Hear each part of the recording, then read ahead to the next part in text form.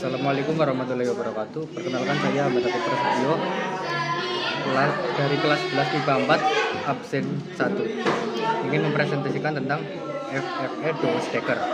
FFE Douwes-Dekker lahir dengan nama lengkap Ernest Francois Eugène Douwes-Dekker di Pasuruan pada tanggal 8 Oktober 1879 dari pasangan August Hendrik Eduard Douwes-Dekker dan Lovisa Neumann.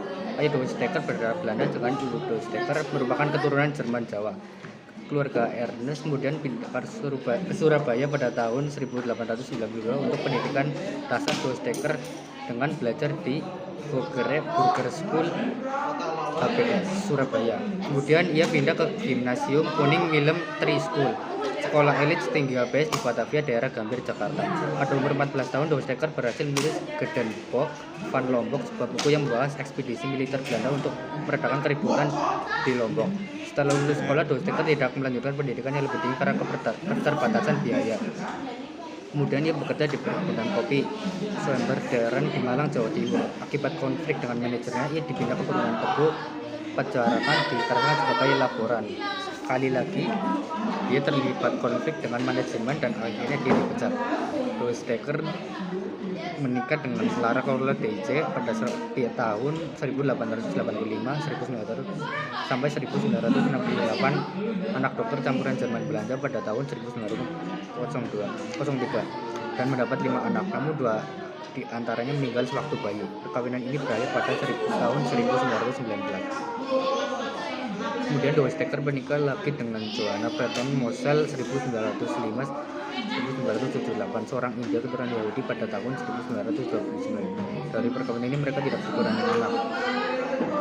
Sisa Douwes-Dekker dibuang ke Suriname pada tahun 1941. Pasangan ini harus berpisah sewaktu Douwes-Dekker kabur dari Suriname dan menetap sebentar di Belanda 1946. Tidak lama kemudian Douwes-Dekker menikah lagi dengan Nelly Alberta Geertsma Nicorimel.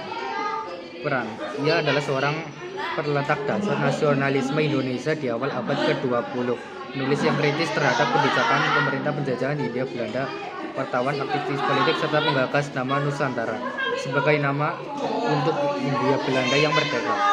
Douwes-Dekker menulis buku tentang penderitaan rakyat Lebak akibat penjajahan Belanda.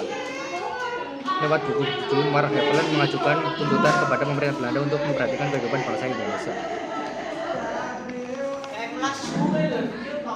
Sebagai bentuk dukungannya terhadap Indonesia,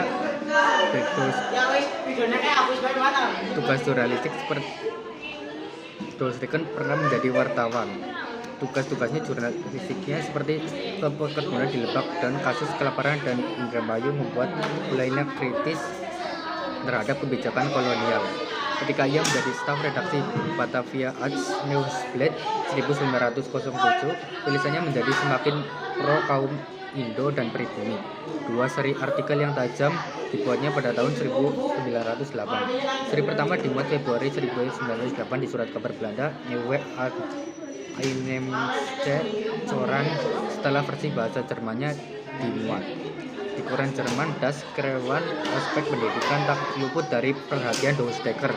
Pada tahun 1910, 8 Maret, ia turut membidani lahirnya Indische Universele Vereniging IUV, suatu badan penggalang dana untuk kemungkinan dibangunnya lembaga pendidikan tinggi universitas di Hindia Belanda.